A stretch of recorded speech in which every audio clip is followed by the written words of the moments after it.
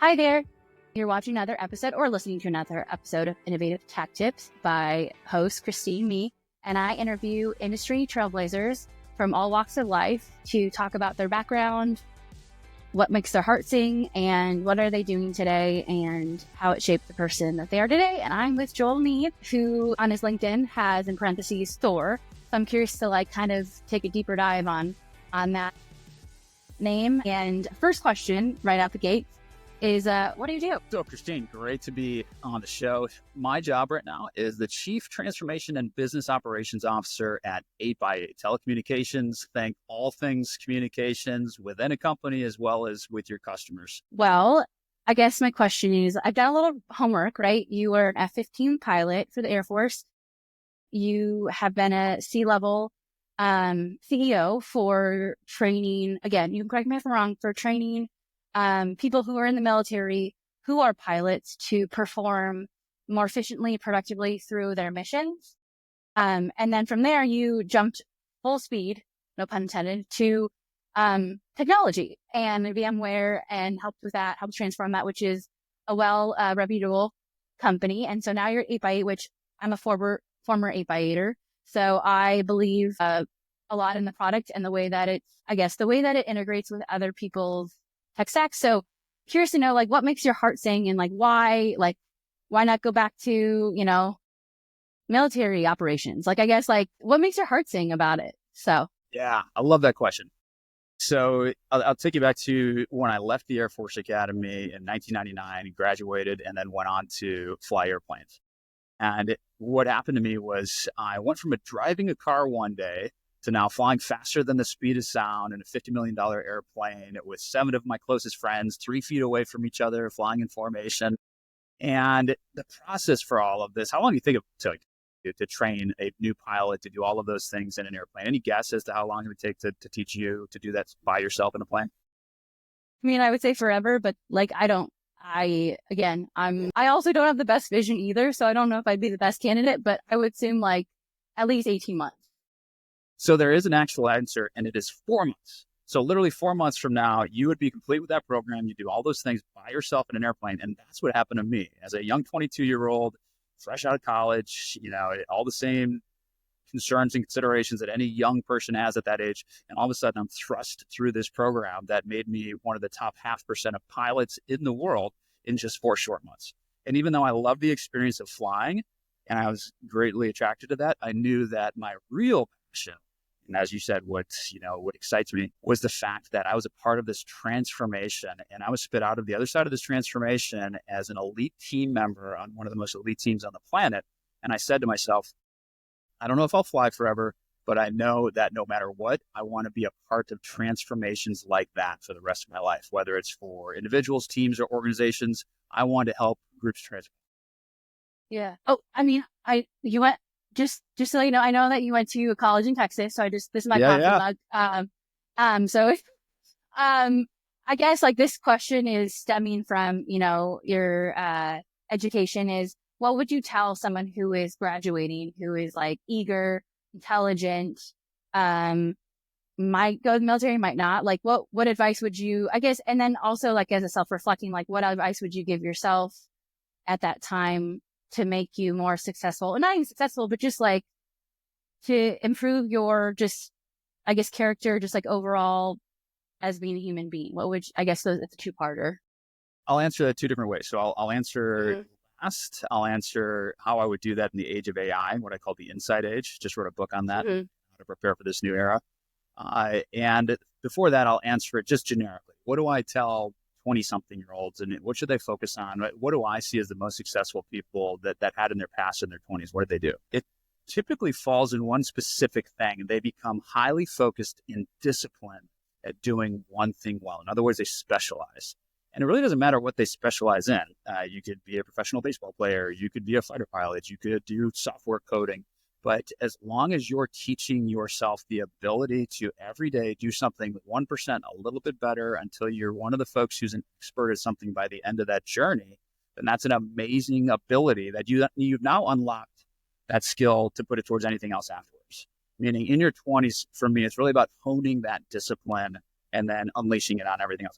Nobody asks me about missiles or flying airplanes anymore as a tech exec, but the foundation of the discipline that I created during that time period is what allows me to continue to be successful in other areas today. I'll pause there for any questions or comments before I get to the AI. Yeah, no, I think when people, because I've heard that, again, I'm in my 30s, right? My late 30s. And so like when I was in my early 20s, I heard like, get good at one thing. And I guess I got like conflicting advice was like, know a little bit about everything so you can like relate to a lot, right? Like a larger group of, I guess, industries or stakeholders, talking business terms, right? And then I think your perspective describing it makes a lot of sense why people say that. Because I think sometimes people, when they say that, it's not just about what they're focusing on, it's the behavioral aspect of it. Because if you can be determined and to push forward and to like complete something, that like basically increases your confidence of like accomplishing a lot more than you thought you would. So I didn't really have a question, just more like of a rebuttal of like, yes, that makes sense. So yeah, you nailed it. It's the skill of being able to iterate and get a little bit better each day. And once you're able to do that on one thing, like I said, it really doesn't matter what it is. It's probably not going to be the thing you'll do forever. And you'll continue to now expand that in your 30s. And I like to say the most successful people I know said yes to everything in their 20s, even when they felt afraid, when they felt overwhelmed, even when they had those feelings, they said, yes, I'm going to try that. But then a very important switch takes place when you reach your 30s. And just as aggressively as you said yes to everything to explore things, you now start saying no to things because you need to whittle it down to how am I going to uniquely add value in a very specific way as a leader. Well, when I learned in college, high self-monitor, right? Like when you're doing a lot of different things, it takes a lot of your energy. So to your point, like saying no is actually better for your just overall body, because like if you're open, like getting specific into what you want to take on from just your energy and just focus, like no one can do it everything unless it's like Superman or I don't know, like again, like a fictional character, basically. And it takes a team, to your point. So another question just to stem from that. So I believe failure is throwing in the towel, right? Giving up. That's like failure to me. Is there a failure that you can remember that later set you up for success? So on paper, I've been afforded a lot of successes.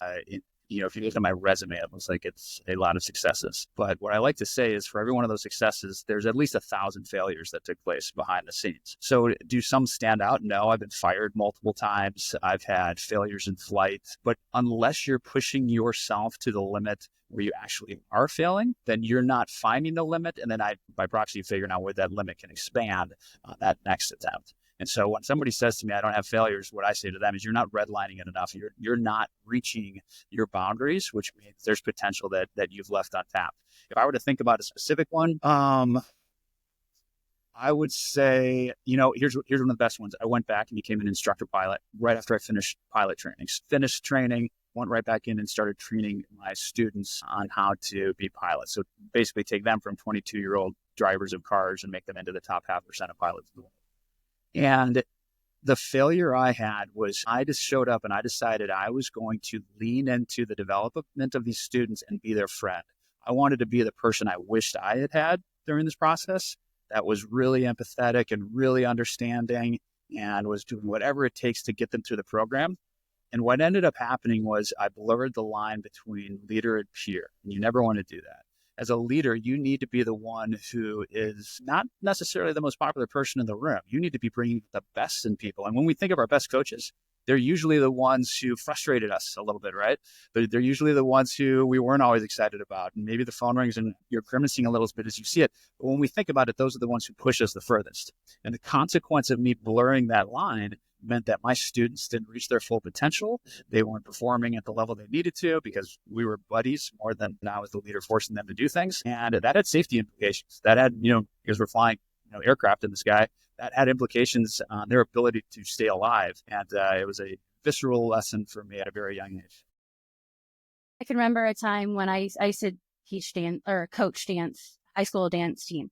And I remember at a spring banquet, like this was a realization, because sometimes you can reflect, right? And like think from a communication level, like how you're communicating, how you're instructing and stuff. And I thought I was the fun coach, right? I thought I was the fun one. And I found out real fast that I was the strict one. One of the captains said during practice, if they performed the routine and I smiled, that it was almost like I was a sergeant, which again, Like it opened up my eyes of like, wow, am I really that kind of a coach? Anyway, it was just interesting. And again, it's rewarding when your students come back and they thank you, because it's more than just a paycheck of training them and coaching them to reach their full potential, is what you said. I guess through that, investments, right? Like people think of investments, they think of like money and stuff, but I think of like time or energy. I guess what's the most valuable investment that you have spent throughout your life, tenure, right? Is other people can invest in as well. It could be like time, money, a book, a vacation. I don't know, like all the above. It could be any of them. So I'm a big fan of investing in yourself first so that you have something to give. And this goes back a little bit to my conversation around having the discipline in your 20s so that in your 30s you can unleash that on anything else. I hear very often people say to young people, you can be whatever you want in life. And as you said earlier, maybe I want to be a generalist at a young age and know a little bit about everything. But we miss the fact that before we've invested in ourselves, we don't really have much value to give everybody else. So if I just know like a very superficial understanding of a lot of things, but I don't have depth on anything, and I don't have that much to offer. That's one of the most important things we need to do is invest in ourselves first. I'm a huge proponent of physical fitness. I read a book a week. I get 8 hours of sleep every night. And the reason I do those things is because I know by investing in myself, that allows me to bring my best version of me to my team, which is what they deserve at the end of the day. Put on your oxygen mask before you put on the person's next to you. Yeah, I think of like the linebackers, especially the Super Bowl, where like he had to put like a mask, like an oxygen mask for a hot second before they played the next. It was like that fourth quarter, but I just thought it was funny because I was like, yes, you need that. Like seriously, you just need to like sit down and breathe for a second, and think about like thoughts, reflect, and all that stuff. So I guess when you said books, right? I like books a lot. I feel like I made a joke. I've been writing a lot of blogs lately. I don't know, just the floodgates happened. So I was just like, let's do this. And I'm like, wow, I really like book reports now. Like in high school, I didn't really like book reports. I was like, this is stupid. Like, let's just share it. But now I'm like, yes, there's a lot of impact from a depth perspective of what you learned and stuff and experience. What, I guess, 3 books or book is your favorite? And then what are ones that you've given out most as a gift? Great question. So the book I've gifted the most is called Man's Search for Meaning by Viktor Frankl. And it's about an individual who went through the Holocaust in World War II. And he was a pretty renowned psychologist before the World War II kicked off. He had a beautiful family. He was of Jewish descent. And so he was pulled into a concentration camp. And sadly, every single one of his family members, to include his children, died in that concentration camp. He's the only one surviving. They took all of his books, all the things he had written, and burned them. And so literally every bit of his past was gone. And for all practical purposes, he had no future to live for from that point forward. And the whole book is about what do you do at that point? How do you find meaning in life? And how do you recreate a sense of purpose? And it all goes back to, there's a great quote from the philosopher Nietzsche that he who has a strong enough why can overcome any how. And that sense of purpose is so important in our lives. And so from that perspective, that's the book that I gift the most often. I think finding our true purpose is really what's the most important thing for us to do. It's the first step on greatness for all of us. And often that purpose is obscured by fear. In other words, when people say to me, Joel, I'm not sure what I want to do with my life. You sound so passionate about the things that you have. I wish I had your clarity on what purpose was. And my next question to them always, always, always is, what would you do if you weren't afraid? And there's an answer to that. Every person has an answer to, well, if I wasn't afraid, if there was one thing I would do and it would make the biggest difference, it would be this. So we kind of know what we're passionate about, but there's a wall of fear that obscures us and taking action against it. Man's Search for Meaning is a great one that unlocks that. That's the first book. I'll pause there for any questions or comments. Yeah, no, I appreciate that. In high school, I studied world history, wrote a 50-page paper on my worldview. And I say, if you want to start somewhere, study history, study philosophers, study wars, study all of that, because you'll understand human behavior. And to that book, that is awesome, because that was a trying time. And especially Simon Sinek talks about it. Tony Robbins talks about it. Like what you do, who you serve and who you love are crucial in your life. And so again, there could be bias to which one is more important, right? But it's those are the toughest decisions that you're going to make. And so it's sitting down with your demons, or sitting down in a quiet space and thinking about, okay, I can think about what I don't like to do, but like just having those like thoughts and having quiet time, it makes a big difference. So to your point, reading books about other people that have achieved and an adversary and like push through, I think that's it's important. So just, that's my 2 cents to your answer. Yeah. And then is there any book is that the book you like your favorite and the one that you give? I just want to make sure, do you give? That's the one I gift most often. And then Okay. so this is going to sound weird because this is the book I wrote and you can't even buy it right now because it's not out. I'm not plugging it, but I'm going to tell you what I think people should read and should focus on right now as they prepare for this next era. I wrote a book called The Insight Age, and it's about how we're moving from the information age, where we had universal access to information. And, for the first time ever, we had something in our pocket that could give us about any fact that, we could come up with. And I remember a time when I had to go to the library and read 5 books, and one of the books would have the fact I needed, and it took me forever to get it. So we just have it at our fingertips now. We take that for granted. But because of AI, we're entering a new era where access to information is not just universal, it's access to ideas. I call this the insight age. And so in this next era that we're entering, the active ideation, we're going to hand that off pretty soon to AI tools. So we're doing this internally with an 8x8 right now. We're moving from communications plumbing and connecting all of the teams across the globe, which is no small feat, what we're able to accomplish with all of our great software tools for communication at 8x8. We're moving from that into communications insights, so that now we're able to extract from the noise of that communication customer insights, workforce insights, product insights, marketing insights. And so we can tailor everything very quickly because of all that communication we're able to capture into insights that then can change the direction of our company. So there's a line in time that's occurring right now as we're talking, as we move into this next era, and we're going to be judged by how well we are prepared for this on a personal and organizational level. Yeah. No, I have like three, I don't know if it's an answer, but just like, I guess, to add value to what you just said.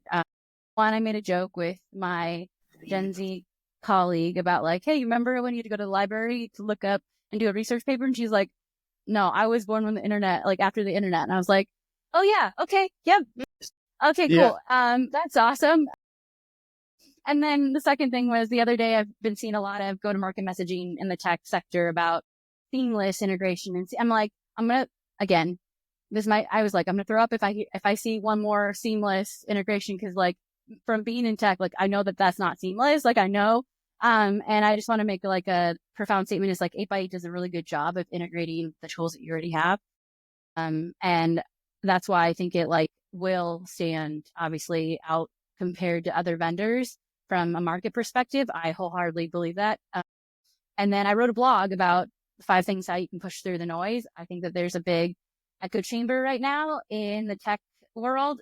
It doesn't matter if you're a telecommunications company, it doesn't matter if you're a single vendor. It's like there's a lot of just noise, and it's ready to pop. And so I think it's a great thing that you're pushing out this, I don't want to say narrative, but like almost like this frame of mind, and like just like to keep the momentum going, because I do believe that it will, like, people are good, whether you know about it, like the insights piece of it. Cause yeah, we can get information from anywhere, right? But you have to refine it, and you have to be smarter about what you're reading. You have to be smarter about what data, because everyone's like, data tells a story. I'm like, yeah, it can tell a lot of different stories. If you're writing a persuasive paper, like I can like frame it in so many ways and convince you that like it's one direction than the other. So, but it's like within those insights, like what is important about that data? Like what about it is important, to your point, pulling those insights and making sure, just training, I think, with people being aware of like what to look for is super important when it comes from everyone just coming at you from different directions and what they think is important. And it's, anyway, so those are kind of like, to your point, like that's very important, is to keep the momentum going. And yeah, AI isn't this like buzzword, like this acronym. Like there's a lot about it that's so beneficial. I mean, obviously being in the cybersecurity side, obviously there's guardrails, right? You have to understand how it moves, how it does, but like the more that you use it, the more you're going to understand it, and the more that you can utilize it for good versus bad. Like with the side that I'm in, we're helping companies, so cloud service providers, MSPs, DoD contractors basically were auditors, but we're also readiness partners to make sure that they can go win contracts with the government, right? So making sure that they have a safe enclave and stuff. And I think people should do it not even going to win contracts, right? Just understanding AI, understanding those insights and making sure you can protect and safeguard certain areas of your company so that, bad people can't come in and, fool people. So just to go, that's a long-winded, I guess, value point, but that was going to be a question is like, what are you doing behind the scenes? And you kind of answered that. So I guess another question is like, if you had a billboard that reached to like billions of people, like the whole world, you could put emoji on it, you could put a phrase, what would you put on it? And it could be on, like it would be there forever. You don't have to pay on a quarterly basis. It would be there forever. So in other words, like what's my life motto?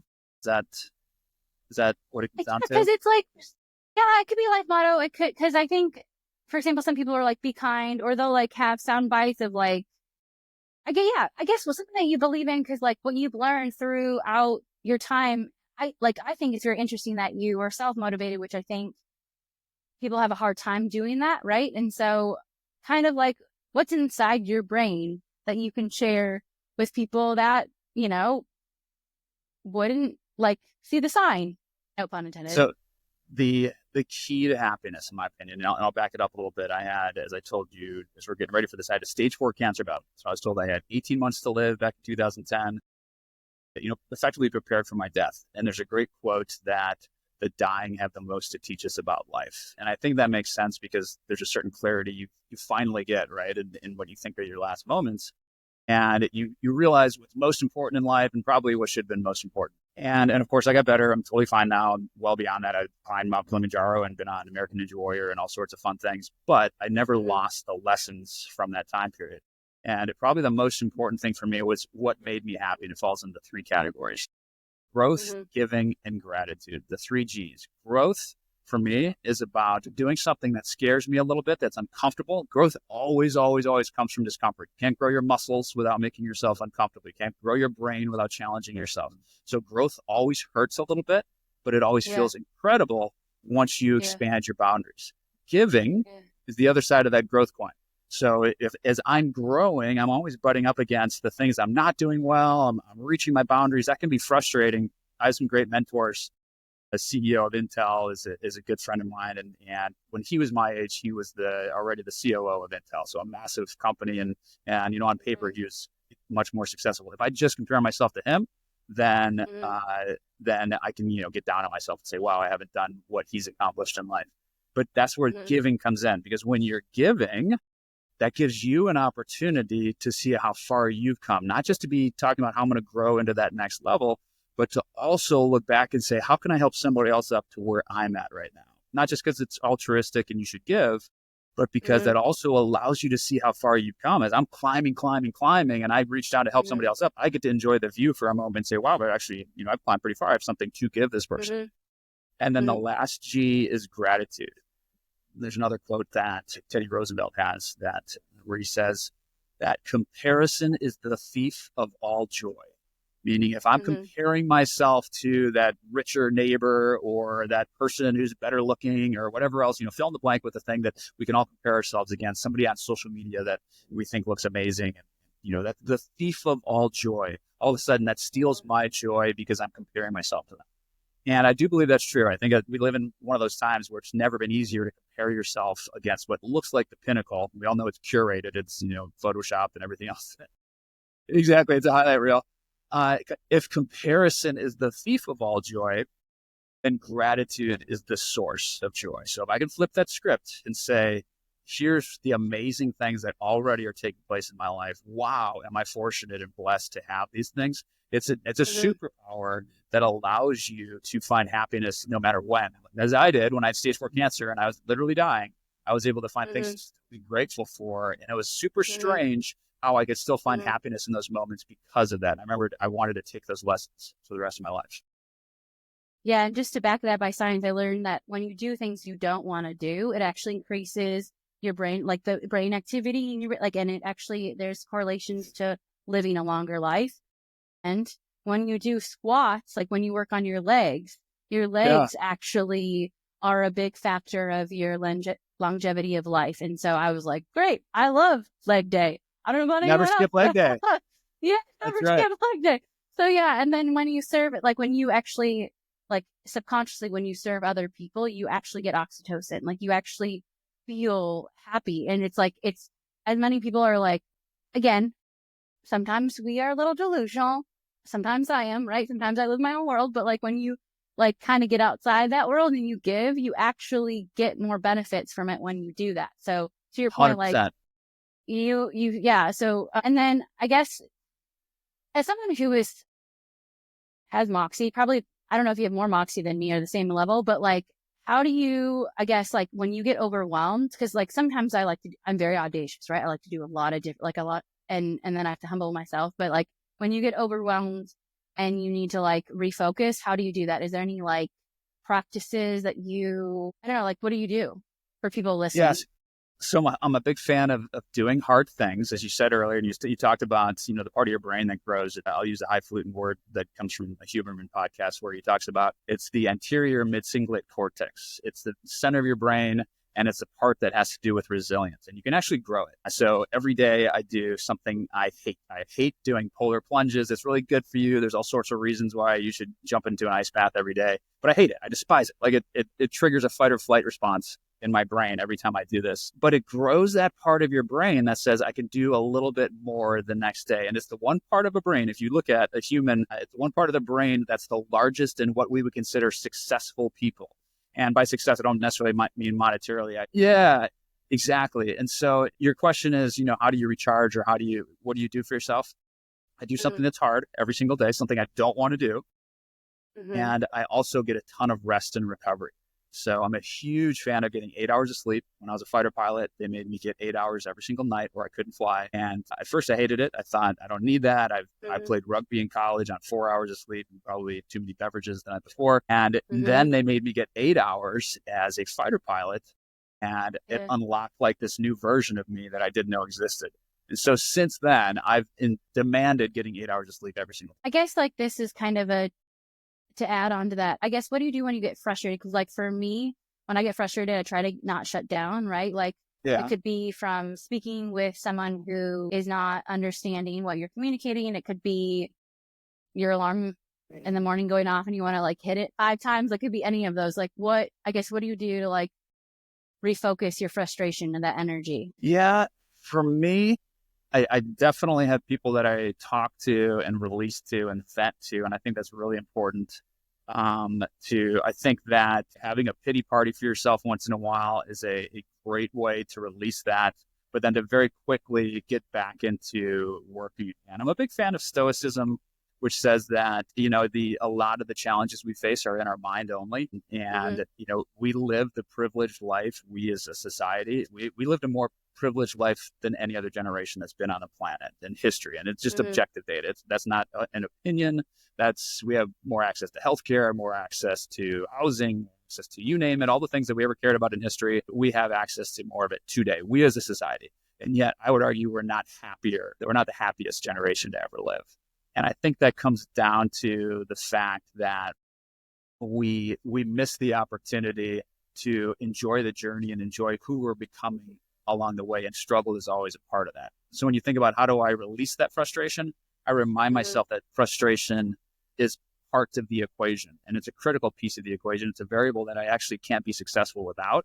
And so even though I don't enjoy it, I'm not going to sit here and pretend that I enjoy the tougher moments, and we all have them every single day. It's Mm-hmm. also something I've gotten very, very, very used to enduring, because it's always on the path to what I want to become the next day and what I'm excited about growing into. Mm-hmm.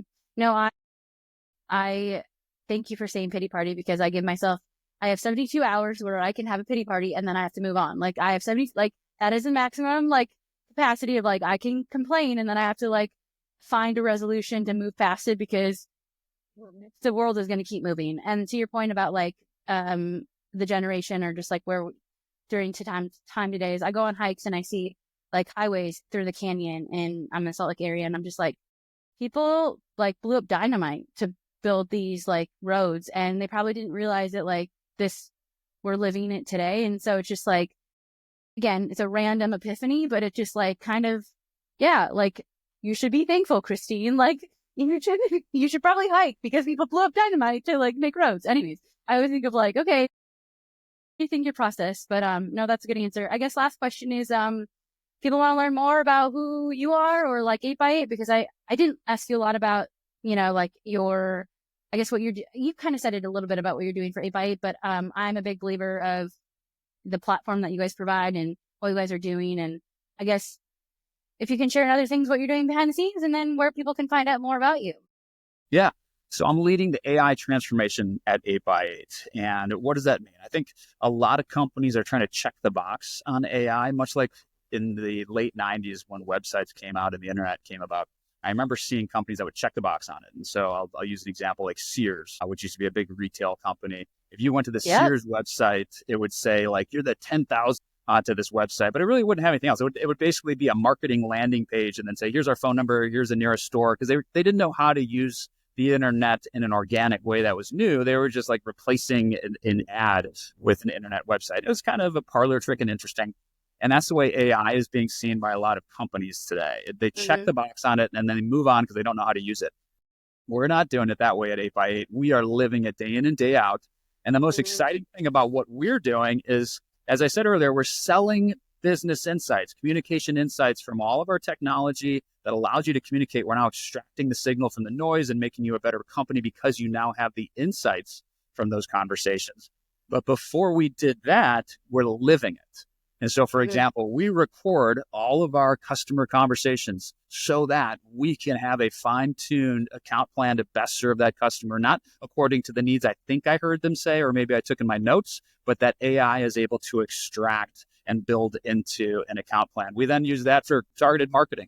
So not marketing by segment, by industry, but marketing to that specific customer based on the pain points they're articulating in our conversations. And when you start to look at how you can live AI internally and extract insights to make your job easier, your day better, and better serve your customers, it's literally a superpower, the likes of which we've never seen before.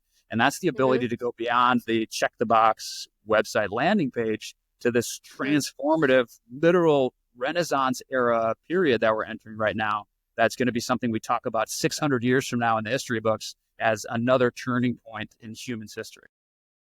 Before you get to the last question, I will say on top of customer, employee insights, because I think a lot of the times people talk about that and it like makes me want to pull my hair out because you have to look at two customers. You have to look at the internal customer who's using the tool, right? And who can get better at it. And like, I think there's a lot of fear of like, oh my gosh, it's going to replace my job. And it's like, no, it's like your sidekick. It's your sidekick. It helps you from like doing mundane tasks. Like, and then I think with training too, I think like it stems all like, I think people talk about the symptoms of the issue, right? From those insights.